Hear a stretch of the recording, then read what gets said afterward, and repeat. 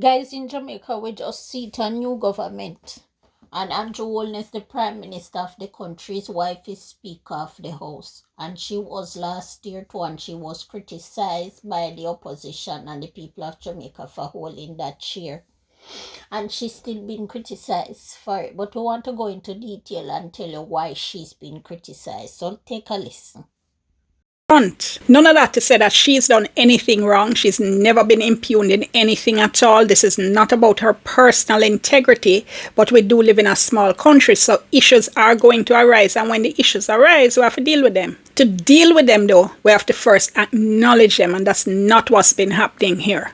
No, I'm not sure if the people running with this line of argument that Juliet Holness is off limit because she's the Prime Minister's wife actually believe what they're saying, or if they understand what they're saying, or if they've thought about what they're saying, or if they're being disingenuous, because there are several reasons why this argument can't stand up to scrutiny. I'm going to give you 3.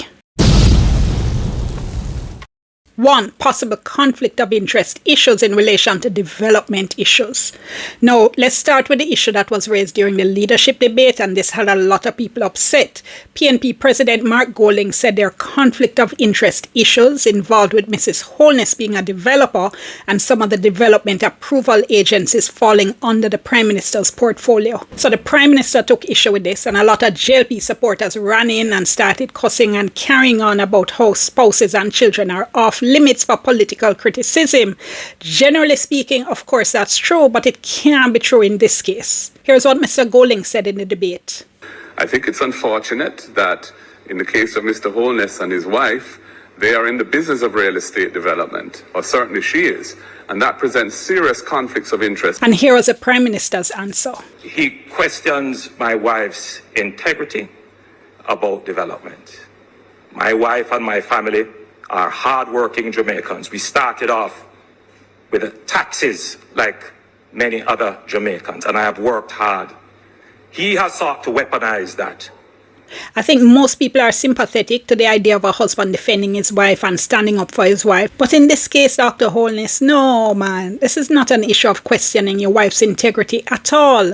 And by the way, there have been absolutely no suggestions or reports of impropriety on the part of Juliet Holness. All right, let's get that clear.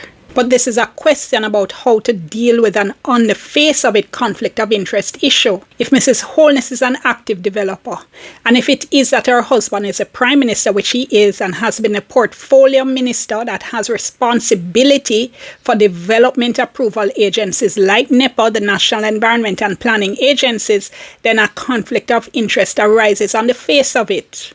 So the response needs to be process-driven, not personal. We need to hear, yes, this is on the face of it an issue. This is how it's being dealt with. That's what we need to hear. Not the Prime Minister talking about his wife's integrity, not his supporters rushing in to talk about wives being off limit. That's an easy answer. It's populist. It sounds nice, but it's not the right response in these circumstances.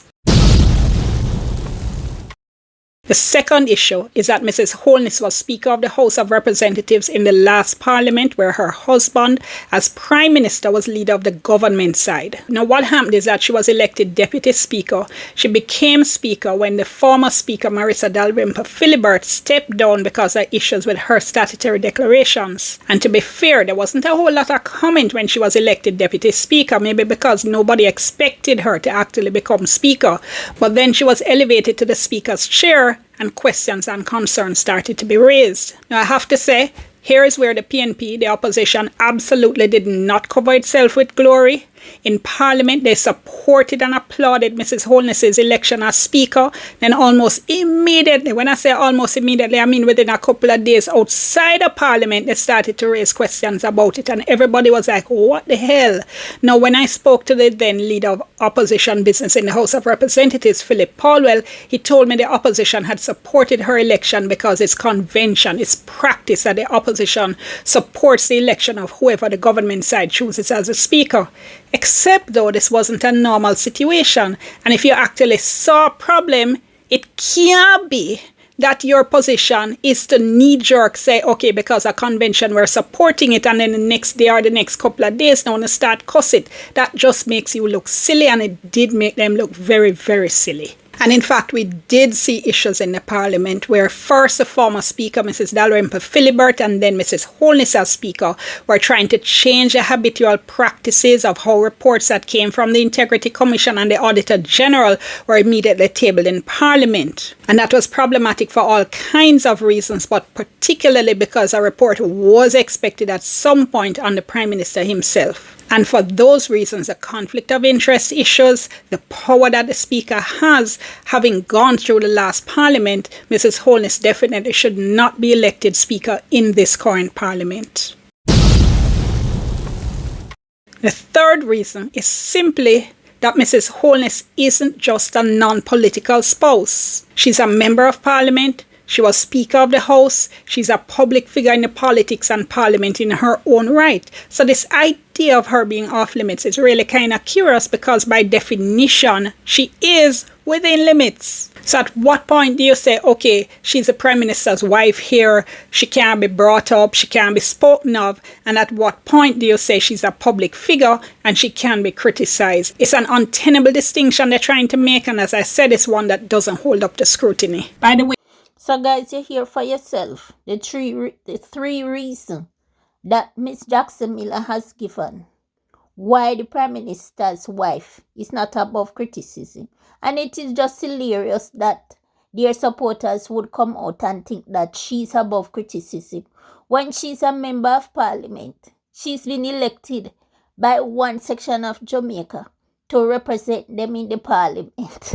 This is such a laugh, right? And she sits in the Speaker chair. And people are going to say she's above criticism because she's the Prime Minister's wife. The Prime Minister's wife don't take precedence over the fact that she's a member of Parliament and she's serving in the Speaker's chair. People need to know what is... How can a servant of the people not be criticized? She sits in the Parliament. She's employed to the people or by the people of Jamaica. And you tell me that she cannot be criticized. How ridiculous can this get? If you didn't want to be criticized because you're the Prime Minister's wife, then why are you sitting up in the Parliament? You shouldn't go up to be elected.